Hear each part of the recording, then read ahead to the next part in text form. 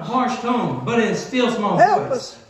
Saying, let me in, let me back in your music, let me back in your preaching, Right. let me back in your Sunday schools, let me back in your youth, Right. bus ministries, let me back in your visitation, let me back in your prison ministry, let me back in your church fellowships, let me back in your missions, let me back in your lights, let me back in your bank account, let me back in your standards, let me back in your separation, but most importantly, let me back in your house. Yeah. Do you hear him tonight? Do you hear him? He's standing out there. He's asking you to let him back in. Nothing is ever going to happen in his house if you don't answer that door. That door needs to be gone back there. You need to let him back in his house so he can have his power again in his house, so that sinners can be saved, so that people will be lost and convicted, so that people can be saved, and so that people will surrender, and God's people will be servants again, and people will volunteer to clean, people will do the toilets, people will hold the doors open without you having to ask them to. Right. You'll have people waiting out the door, Brother Decker, wanting to come in and help you if God's back in his house.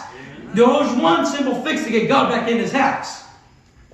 We need to get on our knees, stop playing games, and ask God to forgive us Right. for disrespecting his property. Yes.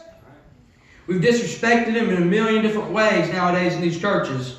We don't care what he thinks anymore. We don't care if he's even there. We'll do whatever. We don't care if it's in the hidden or not. We don't care if it's in the open. We'll do it anywhere. We'll do it in public.